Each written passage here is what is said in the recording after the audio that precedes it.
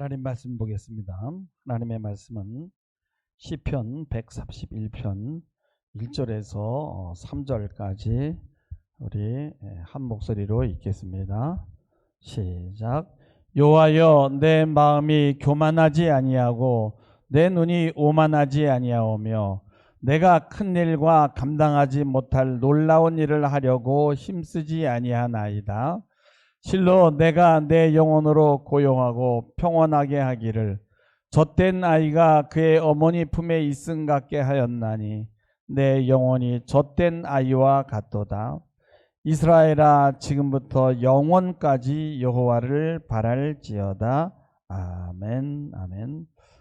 이제 새해가 되고 이제 둘째 주가 되었습니다.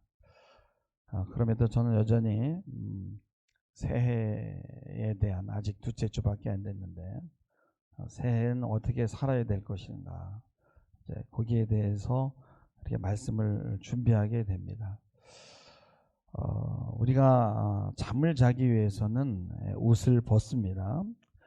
옷을 입고 잠을 잘 수도 있지만은 좀 더 편안한 좋은 잠을 자기 위해서는 보통은 옷을 벗지요. 근데 몸만 옷을 벗는 것이 아니라 우리의 정신도 옷을 벗어야 돼요. 그래서 잠을 자기 전에는 될 수 있으면은 SNS를 하지 말라고 하잖아요. 왜냐하면 늦게까지 영상물을 보게 되면은 그 잔상들이 잠을 방해하기 때문에 그런 겁니다. 그래서 잠을 설친다든가 밤에 쉼을 갖지 못하는 것도, 악몽을 또 꾼다는 것은 벗어버리지 못한 것들이 많기 때문에 그런 거예요. 푹 자고 아침에 일어나면 모든 것들이 다 지워지고 비워진 상태가 돼야 되거든요. 심지어 우리 몸의 장기까지 이 속도 비워져야 돼요. 그래야만 새날을 다시 시작할 수 있는 거예요. 자기 전에 너무 많은 음식을 섭취하는 것은 너무나 많은 영상을 보는 것과 같은 거예요. 몸이 밤에 쉬어야 되는데 밤에도 일을 하게 되면은 충전을 할 수가 없는 거죠. 비어있는 상태에서 아침에 무언가를 하게 되면요, 이 방해하는 것이 없어요. 그래서 집중이 잘 됩니다.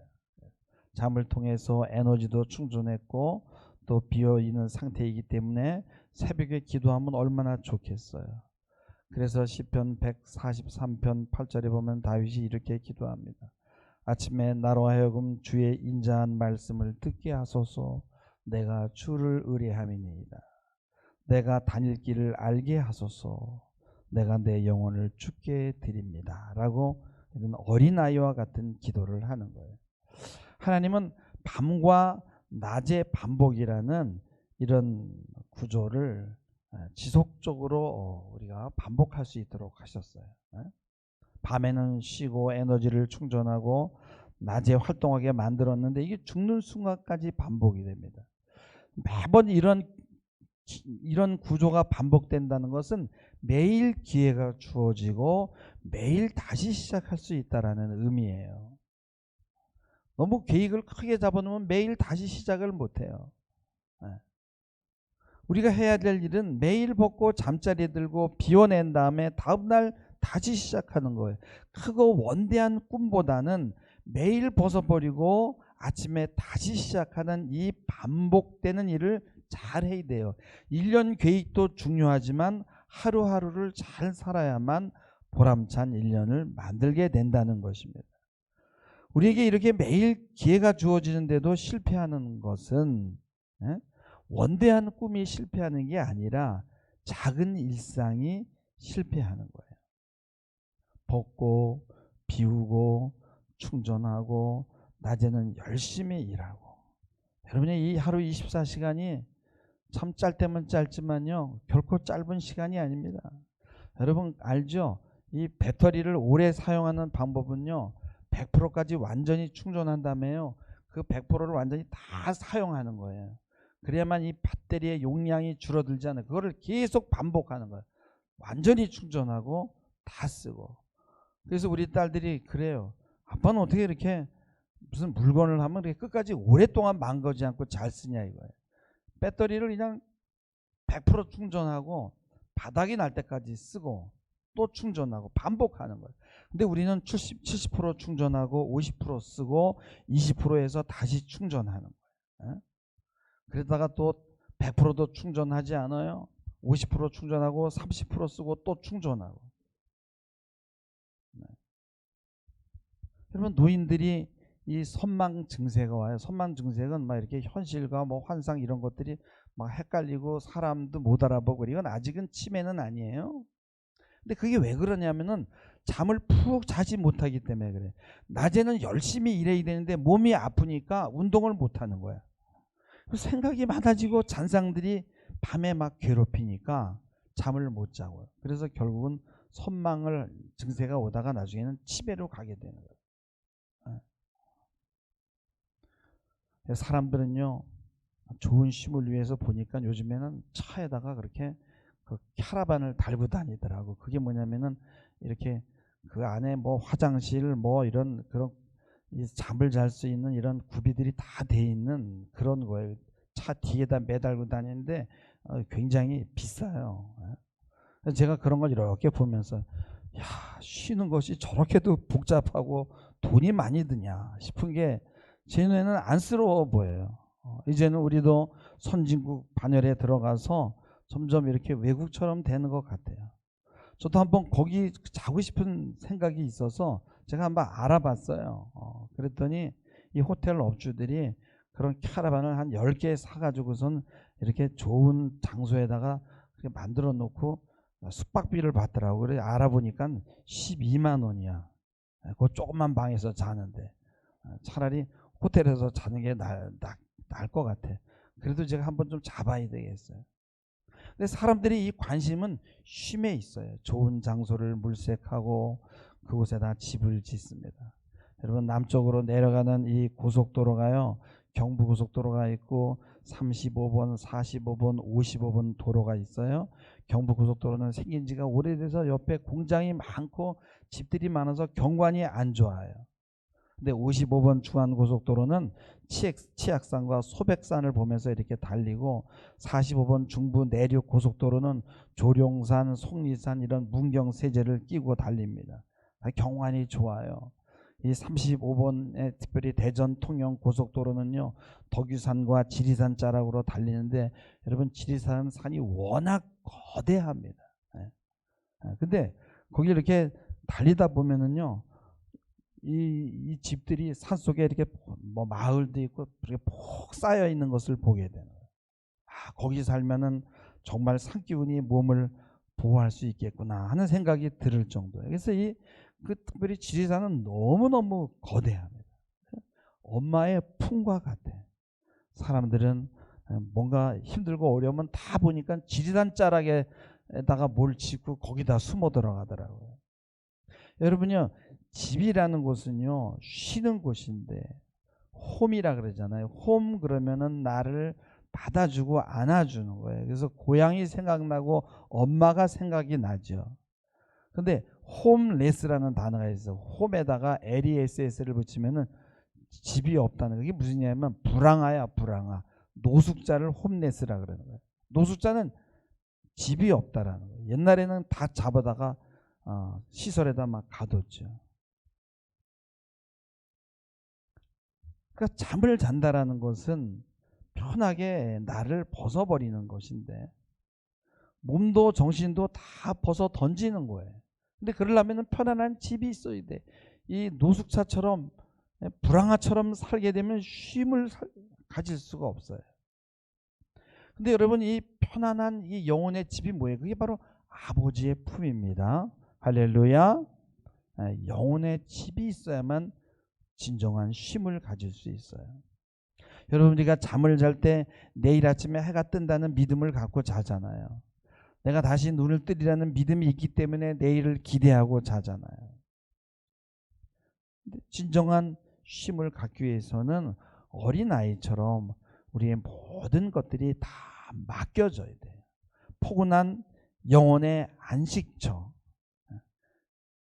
주님의 품이 있는 사람만이 참된 안식을 가질 수 있다는 거예요. 그래서 어린아이들이 정말 잠을 잘 자는 이유는 보호자가 안전한 보호자가 있다라는 것을 믿는 거 아니겠어요? 우리는 독립된 존재가 아니에요. 교만한 사람들은요, 항상 보호자를 밀어냅니다. 보호자 없다고요. 자기가 자신의 보호자라고 생각해요. 여러분, 어린아이들은 절대 자기가 자기를 돌본다는 생각을 하지 않아요. 자기를 돌봐주는 사람이 있다라고 생각해요. 보호자가 있다라고 생각한다는 거예요. 오늘 말씀 1절에 보면은 여호와여 내 마음이 교만하지 아니하고 내 눈이 오만하지 아니하고, 옛날 성경에는 높지 않고 이렇게 위에서 이렇게 깔아서 사람을 보지 않는다는 거예요. 그 다음에 내가 큰 일과 감당하지 못할 일, 그 기이한 일, 옛날 성경은 기이한 일, 놀라운 일을 하려고 힘쓰지 않는다는 거예요. 다른 사람에게 나 이런 사람이야 보이려고 애쓰지 않는다는 거예요. 여러분, 교만은 인간에게 가장 다루기 힘든 골치 아픈 문제예요. 그래서 이 C.S. 루이스는 순전한 기독교에서 이 교만은 뭐냐면 바로 지옥에서 직행해서 내려오는 거라는 거예요. 그 지옥에서 직접 오는 거, 어딜 통해서 오는 게 아니라는 거예요. 교만은 경쟁적이고 단순히 무엇을 가지고 있는 것에 만족하지 않아요. 우리는 돈이 많고 똑똑하고 잘생긴 거를 이제 뽐낸다라고 얘기하잖아요. 근데 사실은 그게 아니에요. 남보다 내가 돈을 더 잘 벌고 더 똑똑하고 내가 더 잘생긴 거를 뽐낸다는 거예요. 그러니까 똑같으면은 뽐낼 일이 없고 교만할 게 없잖아요. 근데 내가 너보다 낫다는 그것, 내가 너보다 우월하다는 데서 오는 즐거움이 바로 우리를 교만하게 만든다는 거예요. 오늘날은 뭐예요? 이 교만을 부추기는 사회잖아요. 그래서 우리는 교만하거나 낙심해야 되는 그런 사회에서 사는 거예요. 그 중간이 없어요. 조증과 우울증 두 개 중에 하나를 선택해야 돼요. 그래서 좀 잘 나가면 조증으로 갔다가 비교해서 좀 내가 부족하다고 싶으면 우울증으로 빠지는 거예요. 교만하지 않다는 것, 또 내 눈이 오만하지 않다는 것, 그리고 내가 큰 일과 그런 놀라운 일, 미치지 못할 일, 기이한 일에 힘쓰지 않는다는 것은 다 같은 의미예요. 교만하지 않기 위해서는 아예 그냥 나를 잊어버리는 것도 좋아요. 그래서 어린아이는 자기를 주체적으로 독립적으로 생각하지 않고 항상 어딘가에 소속되어 있다고 생각하고 자기를 자기라고 얘기하지 않고 자기 이름을 부르잖아요. 자기가 아직 없는 거죠. 그리고 보호자가 없으면 살 수 없다고 생각해요. 어저께 제가 김영옥 선생님께서 스님들을 극장에다가 꽤 많은 스님들이 모였더라고요. 그리고 기독교란 무엇인가라고 이렇게 강의를 하는 걸 들어봤어요. 여러분들도 SNS 찾으면 들을 수 있어요. 근데 그 전체적인 내용은 뭐냐면 스님들더러 그러는 거예요. 쫄지 말라 이거예요. 기독교 대단한 것 아니다. 기독교는 다 조작된 거다. 그래서 서양 사람들은 이미 기독교가 가짜라는 걸 알고 기독교를 다 버렸다는 거죠. 똑똑하고 아는 것도 많고 공부도 많이 하고 참 배울 것이 많은 분인데 참 그런 이야기를 해요. 예수님은 그냥 훌륭한 인격을 가진 사람 정도로 이해하고 있어요. 그래서 기독교는 사도 바울에 의해서 조작된 거라는 거죠. 그래서 뭐 그거를 뭐 여러 가지 예를 들어서 뭐 양식 비평이다 뭐다 해가지고 이렇게 해서 그런 식으로 얘기를 해요. 그러면서 어떻게 되는 거예요? 비교가 되는 거예요. 자신이 올라가는 거죠. 여러분, 요셉이 총리가 될 꿈을 꾼 게 아니에요. 그냥 매일매일 하나님과 동행하면서 주어진 삶에 충실했어요. 말씀을 붙들고. 보디발 장군 집에서도 감옥에서도 그냥 종으로서 자기에게 주어진 일에 충실할 뿐이었어요. 종은 항상 자신의 주인을 섬겨요. 눈에 보이는 주인 앞에 충성을 다하는 것이 겸손입니다. 그래서 매일의 일에 충실한 사람은 뭐 먼 미래에 무슨 큰 이런 이 놀라운 계획이 없기 때문에 근심과 걱정이 없어요. 그래서 주님도 마태복음 6장 34절에 보면은 그러므로 내일 일을 위해서 염려하지 말라. 내일 일은 내일 염려하고 한날의 괴로움은 그날의 족하도다. 앞당겨서 어떤 일들을 미리 가져와서 저지르지 말라는 거예요. 올라갈 이유도 없고 종은 충실히 몸을 움직이면 되는 거예요. 근데 그래요. 생각을 많이 하는 것도 안 좋아요. 그냥 몸이 빠른 게 더 좋은 거예요. 여러분 요즘에는 속도의 시대잖아요. 그래서 사람들을 쉴 수 없게 만들고 초조하게 만들어요. 그렇게 속도가 빠른데요. 그냥 뭐 외국에 있는 사람들 순식간에 메시지가 왔다 갔다 하는데 하루가 너무 짧은 거예요. 일을 다 하지를 못해. 그리고 자기 인생을요, 자기 삶을 하나님께 맡긴다는 말 자체가 미친 사람이 되는 거예요. 그래서 공적인 장소에서 하나님 이야기하거나 찬송가 부르면 미친 사람이 되는 거예요. 하나님이 도와주지 않으면 정말 제 인생은 정말 한 치 앞도 내다볼 수 없는 그런 불안한 존재라는 그런 고백을 하지 못하게 하는 거예요. 그런데 우리는 이 고백을 사실 날마다 해야 되는 거예요. 우리가 여러분 우리의 미래를 몇 분 아니 몇 초만 미리 볼 수 있어도 여러분 대형 사고를 막을 수 있잖아요. 그래서 잠언 27장 1절에 보면은 너는 내일 일을 자랑하지 말라는 거야. 하루 동안에 무슨 일이 일어날지 내가 어떻게 아냐는 거예요. 그러니까 우리의 그러면 1년 계획은 어떻게 돼요? 우리 1년 계획은 항상 하나님 앞에서 벗어나지 않는 것이 되어야 되는 거예요. 종의 눈이 상전의 손을, 여종의 눈이 주모의 손을 바람같이 우리 눈이 여호와 우리 하나님을 바라나이다 하면서 항상 매 순간 하나님을 바라봐야 되는 거예요. 그게 1년 계획이 되기를 주님의 이름으로 부탁을 드립니다. 참 제가 교회 건축을 하면서 참 위기가 많았어요. 페인트 칠하시는 목사님이 너무 자만하셔가지고 하다가 줄을 잘못 매가지고 이게 걸터 있는 게 안 되고 떨어지게 된 거예요. 박 목사님, 제가 지금 줄을 잘못 맸는데 이거 어떡하죠? 그러는 거예요. 내가 지금 조금 참고 꼭 매달려 있으세요. 기운이 빠지는데.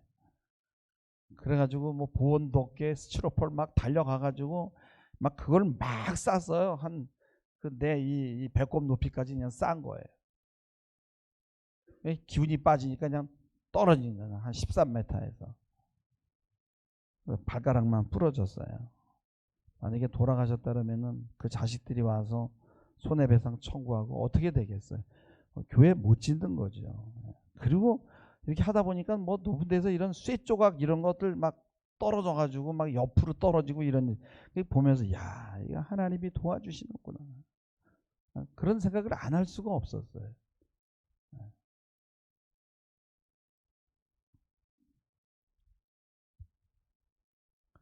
여러분 정말 쉬기 위해서 좋은 어떤 그런 이 눈에 보이는 장소보다는 나를 맡길 수 있는 믿음, 내 생각을 벗어버리고 지금 이 불안한 순간을 맡기고 쉴 수 있는 곳이 어디냐는 거예요. 그것이 아버지의 품인 줄 믿습니다. 오늘 2절에 보면은 실로 내가 내 심령으로 고요하고 평온하게 하기를 젖된 나이가 그의 어머니의 품에 있음 같게 하였나니 내 영혼이 젖된 아이와 같도다. 젖된 아이가 엄마 품에 안길 때는 젖 때문에 안기는 게 아니라 엄마 품이 좋아서 안기는 거야. 단지 젖만 먹으러 온 아이는 엄마 속에 들어있는 좋은 것을 다 빼내기가 바쁘고요. 그리고 엄마는 뭔가 고갈되는 느낌을 받지요. 이런 아이는 젖을 먹고 배가 부르면 엄마를 밀쳐내고 호기심 때문에 또 밖으로 기어 나가는 거예요. 얼마나 여러분 호기심을 자극하는 게 많이 있어요, 아이한테. 근데 젖된 아이가 엄마에게 올 때는 품이 그리워서 오는 거예요. 신앙이라는 건 바로 이 젖된 아이처럼 엄마의 품을 그리워하는 거예요. 인생을 행복하게 사는 비결이 2절 말씀처럼 내 심령으로 고요하고 평온케 하는 거예요. 근데 이 현대인들은 가장 못하는 게 바로 이거예요. 왜냐하면 속도의 병에 걸려 있기 때문에. 그래서 이 성장 촉진제를 투여한 이런 이 닭이나 돼지 이런 거로 만든 패스트푸드를 먹고 이 온실에서 화학약품으로 재배한 야채와 과일을 우리는 원할 때마다 먹을 수 있고요. 그리고 더 빨리 보고 더 빨리 배우고 더 빨리 행동에 옮겨서 더 빨리 목표를 쟁취하라고 우리는 가르치는 거예요. 근데 문제는 뭐냐? 달리면 달릴수록 우리의 삶이 여유로워지기는커녕 더 빨리 달리라고 계속 채찍질을 당한다는 거예요. 네. 그래서 그냥 나중에는 이게 내면화돼 가지고 내가 그렇게 움직이지 않으면은 견딜 수가 없는 거예요. 자기를 착취하는 거죠. 그래서 우리는 삶을 정말 누리고 즐기고 싶다면 우선 해야 되는 게 속도를 줄여야 되는 거예요. 여러분요, 그렇게 좋은 차를 타고 제가 이렇게 볼 때는 고속도로를 달려보면은 보통 1억은 다 넘어요. 뭐 1, 2억 어떤 거는 뭐 몇 억씩 가는 그런 좋은 차를 타면 얼마나 좋겠어. 그냥 그 좋은 데서 자연을 보면서 이렇게 즐기면서 가야 되는데 그게 아니에요. 그게 아니라 제가 110km, 120km로 가도 그냥 2m, 3m 앞에다 차를 대고 막 불을 막 하는 거예요. 비켜달라고. 저야 뭐 비켜주죠. 근데 속도 외에는 즐기는 게 없는 거예요. 속도를 좀 늦추고 자연을 즐기면서 가도 되는데 그걸 못하는 거예요. 예수님을 따라다니던 많은 제자들이 이 과대증이 있었어요. 그리고 예수를 이용해서 자기의 꿈과 이상을 또 민족의 이상을 실현하려고 했죠. 그러나 주님은 그들의 망상에 가차없이 물을 끼얹었어요. 나는 섬김을 받기 위해서 온 게 아니라 섬기기 위해서 왔다고 했어요. 자기의 몸을 대속물로 내어주기 위해 왔다고 했을 때 제자들은 무슨 말인지 알아듣지 못했어요. 여러분, 신앙에 가장 큰 적이 있다면 바로 이 과대증, 그 다음에 이 빠른 속도예요. 이것만 부추기면요 많은 사람들이 몰려와요. 근데 그 이면에는 공허와 텅 빈과 쓸모없음이 자리 잡고 있는 거예요. 이 과대증을 채워주지 못하면 그냥 푹 쓰러지고 주저앉는 거예요. 그래서 이것을 이용해서 과대증을 이용해서 많은 이 사기꾼들이 사람들을 모아요. SNS에 보면은 짧은 시간에 많은 수입 보장 이런 광고가 나옵니다. 하루 뭐 일당 500만 원 이러면 전화 안 하고 싶겠어요? 연락하면 뭡니까? 청부살인이에요. 방송에서 봤는데 어떤 사람은 그래서 갔는데요. 자기 엄마를 죽여달라는 거. 엄마를 죽여주면 2억을 준다는 거예요. 우리가 이런 세상에 살고 있는 거예요. 책들도 뭐 부자 되는 비결, 부자 아빠, 뭐 이런 것들 그냥 이런 책 읽어가지고 절대 부자 되지 않습니다. 그냥 우리 인간의 과대증이라는 약점을 이용하는 거죠. 한 번에 단코에. 그래서 이런 사람들은 예수를 섬길 수가 없어요. 멋있는 사람, 멋있는 목사 이런 사람을 섬기겠지. 예수님은 멋진 분이 아니에요. 그냥 좁은 길로 가라고 했고 십자가에 달리셨어요. 그분은 돌아가실 때 난 행복합니다. 여러분도 행복하세요. 그런 얘기하지 않았어요. 이건 누가 얘기했는지는 얘기 안 해요. 예수님은 날 위해서 울지 말고 여러분과 여러분의 자녀를 위해서 울라고 했어요. 신앙이 무엇인가 1절에 그 정의가 나와 있어요. 여호와여 내 마음이 교만하지 아니하고 내 눈이 오만하지 아니하며 내가 큰 일과 감당하지 못할 놀라운 일을 하려고 힘쓰지 아니하나이다. 미치지 못할 기이한 일을 힘쓰지 않는다는 거예요. 그래서 내가 할 수 있는 일은 주어진 매일을 그냥 충실하게 사는 거예요. 신앙은 하나님의 선하심과 도우심이 지금 나와 동행하고 있다는 걸 믿는 거예요. 그래서 지금 여기에 충실한 것이에요. 그래서 인생이 불행해지는 이유는 내가 미치지 못할 놀라운 일들을 모의하기 때문에 그런 거예요. 그래서 제가 부탁하고 싶은 것은 올해는 더 힘을 빼고 더 맡기고 더 잘하려고 하지 마세요. 더 신뢰하고 더 안기고 더 바라보고 더 천천히 그렇게 사는 한 해가 되길 바랍니다. 정말 하나님이 주신 꿈이 있다면 거기까지 주님이 인도하실 것을 믿으시기 바랍니다. 현실에 충실하시기 바랍니다. 미치지 못할 일에 목표를 두면 삶이 엉망이 되고요. 그리고 그 목표를 이루려면 거짓말하게 되고 변칙을 사용하게 되는 거예요. 제가 사실은 이 새해 두 번째 설교를 위해서 이제 기도하면서 하나님 성경 말씀 본문을 주세요 하는데 본문이 시편 131편이에요. 그래서 내가 이거 작년에 한 거 같은데 하고 컴퓨터를 뒤져보니까 작년 1월에 한 거야. 그래서 왜 이 같은 말씀을 또 주시나 해봤더니 작년 1년이 이 말씀대로 살지를 않았어요. 더 맡기고 더 천천히 더 느리게 더 신뢰하고 더 바라보고 그래야 되는데 조급했던 거지. 게으르게 살라는 것이 아니에요. 느림은 매 순간 구석구석을 느끼고 한 사람 한 사람들을 살피고 속도를 늦추는 것은 그런 의미에서 적극적인 선택이다. 느리게 살 때 정신이 깨어나고 삶의 깊은 의미를 느끼게 되는 거예요. TV에 보면은 무슨 자연 철학자니 한국 기행이니 이런 프로그램들을 보면요, 이분들이 산속에서 돌을 닦는데 느리게 사는 사람들. 근데 그들이 정신들이 상당히 건전하고 깨어 있어요. 삶의 속도를 늦추는 거예요. 그들은 무명과 단절하고 대부분 농사를 짓는데 농사만 하는 거 아니에요. 먹고 사는 것만 농사를 짓고 자기 일을 해요. 그리고 비료를 사용하지 않고 땅심을 키우고 자연과 함께 호흡하면서 자연에 감사하면서 그렇게 사는데 그게 바로 돌을 닦는 거예요. 이곳에 들어가면 누구나가 다 자기 삶을 돌아보게 되고 번잡한 생각을 내려놓게 되고 자신의 분주함을 회개하더라고요. 근데 우리는 산속에 들어갈 수는 없어요. 그래서 사람들이 모이면은 여러 가지 상처와 욕망들이 이렇게 부딪히죠. 어떤 전이들이 막 일어납니다. 여러분 얼마나 사는 게 힘들어요.